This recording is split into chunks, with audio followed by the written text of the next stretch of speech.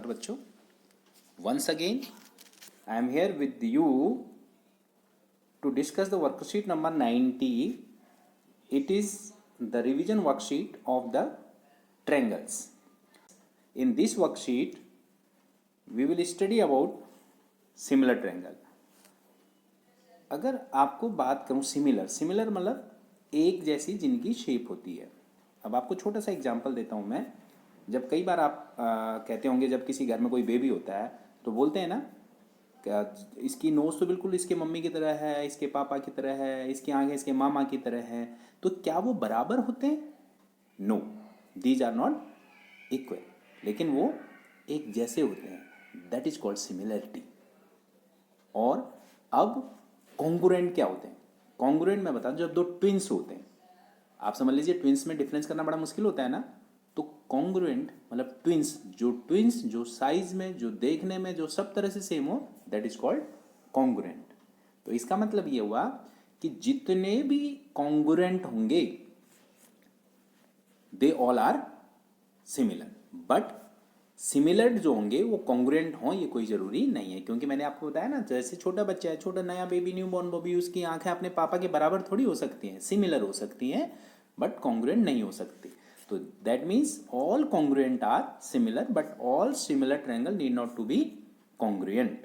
चलिए, जिस ट्रायंगल को जैसे आप पढ़ेंगे like how ABC and then PQR, अगर ये ट्रायंगल जो ऑर्डर पढ़ेंगे उसी के बीच वाला है तो बीच वाला, फर्स्ट है तो फर्स्ट, सेकंड है तो सेकंड, इस तरह से होना चाहिए, तभी वो ट्रायंगल क्रॉसपॉन्डिंग एंगल्स कहते हैं बेटा उसको। और दूसरा, if there corresponding sides are in the same ratio, मतलब क्रॉसपॉन्डिंग तो समझ गए ना, first side to first side, second side to second side, third side to third side, तो वो आपस में क्या हो, सेम प्रोपोर्शन में हो। मतलब side of this triangle upon side of that triangle equal to side of another side of this triangle equal to upon another side of that triangle. अब इसमें जो मैं आपको बता रहा हूँ सिमिलरिटी क्राइटेरिया जो दे रखा है बेटा, साइड एंगल साइड, मतलब साइड एंगल साइड SAS, ये ध्यान रखिएगा बेटा, दो साइड्स प्रोपोर्शनल हो और उनके बीच का एंगल होना चाहिए। यानी ये देखिए, दिस, अगर this side and this side are proportional to this and this, तो एंगल कौन सा होना चाहिए? ये वाला एंगल होना चाहिए, दिस वन एंगल, और यहाँ ये वाला एंगल होना चाहिए, तभी ये क्या कहलाएंगे? प्रोपोर्शनल। या फिर दूसरा क्राइटेरिया बेटा, all the three angles are क्या? इक्वल। तो अब इसमें चैप्टर में दो थ्योरम है जो बहुत ज़्यादा इंपॉर्टेंट है। एक basic proportionate theorem, that is also known as Thales theorem, और दूसरा पाइथागोरस थ्योरम, जिसको बौद्धियन थ्योरम के नाम से भी जानते हैं। तो अब मैं आपको बताता हूँ the two different example of, ये क्वेश्चन जो दे रखे हैं, example pair of similar figures. देखिए बेटा, ये देखिए, ये सर्कल और ये भी सर्कल, आर दी सिमिलर, बिल्कुल सिमिलर होंगी। सर्कल और different radius are always similar. Square of different edge are always similar. अगर उनकी साइड अलग अलग होंगी तो वो भी सिमिलर होंगी। अब नॉन सिमिलर फिगर क्या हो गया बेटा? नॉन सिमिलर की बात करें, नॉन सिमिलर में एक बनाया हमने राइट ट्रायंगल और एक बनाया आपने equilateral triangle. Are they similar? No, these are not similar. एक बनाया आपने स्क्वायर और रेक्टेंगल, क्या ये सिमिलर है? नहीं सिमिलर है। तो ये दो एग्जाम्पल हो गए, triangle and right triangle, equilateral triangle and right triangle, और भी बहुत सारे आप इस तरह से दे सकते हैं जो आपको लगे। हाँ, जो सेम होंगे, जो क्राइटेरिया फुलफिल कर रहे होंगे तो सिमिलर कहलाएंगे, नहीं तो नॉन सिमिलर हो गए बेटा। अब इसमें पूछा है स्टेट द थ्योरम्स। क्या होती है देखिए, any triangle line drawn parallel to one side which intersect other two sides in distinct point divide the other two side in same ratio. तो सिंपल सी बात है, अगर मान लो ये बात करूं, ये ट्रायंगल है, इसमें ये साइड है, अगर मान लो the triangle is PQR and this is MN is parallel to QR, then it divides PQ and PR in same ratio. That means बेटा PM upon same ratio का मतलब हुआ PM upon MQ equal to PN upon NR। तो ये theorem है क्या?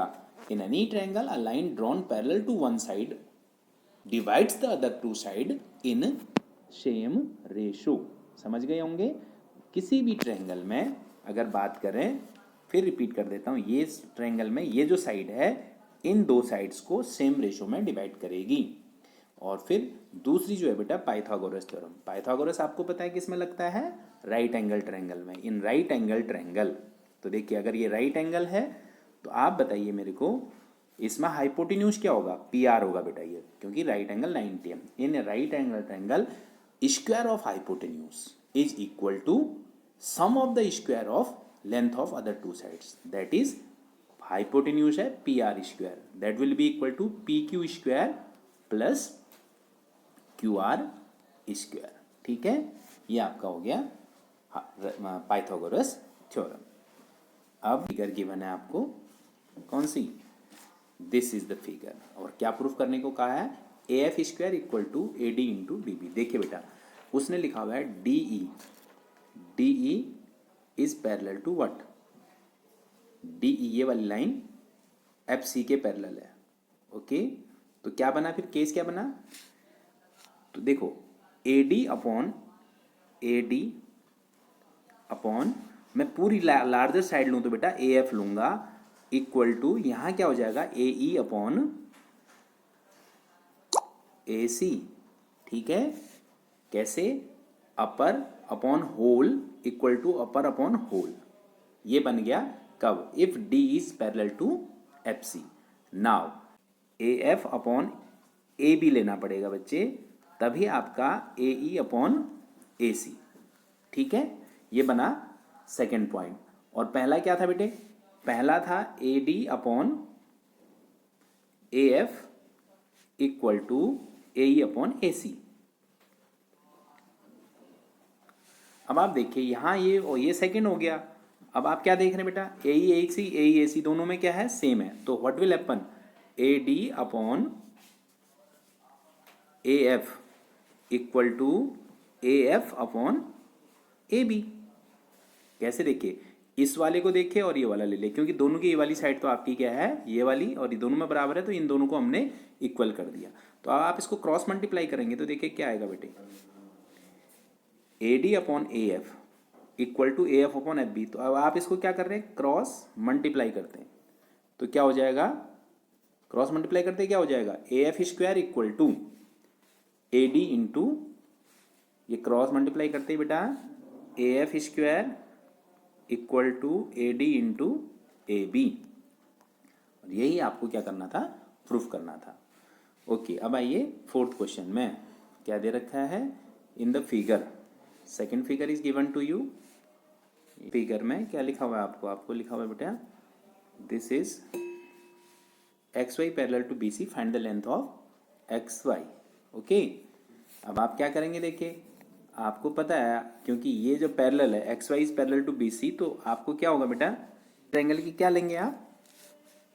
ए X upon A B equal to, तो ये वाली side X Y upon B C हो जाएगा। अब आपको क्वेश्चन बनता है कि आप इसको क्यों ले रहे हैं? क्योंकि दोनों सिमिलर होते हैं, तो ये होगा बेटा बी सी। तो अब आप देख लीजिए क्या लिखा है? 1, ये ऊपर है 1, तो ए बी कितना हो जाएगा बेटा? 4। कैसे? क्योंकि दिस वन इज 1 और नीचे जो है 3 है, तो टोटल हो गई 4, that is equal to X Y upon 6। Cross multiply करेंगे तो क्या आएगा? 4xy equal to 6 and xy क्या आ जाएगा बेटा? xy इक्वल टू आपका हो जाएगा xy इक्वल टू 6 अपॉन 4, यानी 1.5। ठीक है, 1.5 होगी। तो इसका मतलब है, तो इसमें यही निकालना था आपको, ये 1 और ये 3 है, ऊपर वाली साइड 1 और नीचे 3, तो ये हो गया टोटल हो गया बेटा 1/4, और ये वाला हो जाएगा दिस अपॉन दिस, तो ये आ जाएगा ये भी 1/4 के रेक्स में। तो एक्स वाई की जो वैल्यू निकलेगी 1.5 निकलेगी। एक्चुअली आमतौर पर ये ओरल एक्सरसाइज थी, और दूसरा मैंने इसलिए आपको इसको डीप में जाने की कोशिश नहीं की कि आपने सिमिलर ट्रायंगल पहले पढ़ रखे हैं। मैं आपको बता दूं यहाँ पर Thales theorem, that is basic proportionate theorem and Pythagoras theorem को आज पूरी तरह से लर्न कर लीजिएगा। स्टेटमेंट के साथ आपको पूछता है, ये 101% आपको पूछेगा ही पूछेगा बेटा। आज के लिए इतना ही काफ़ी। अगली वीडियो में मिलेंगे अगली वर्कशीट के साथ। तब तक के लिए नमस्कार।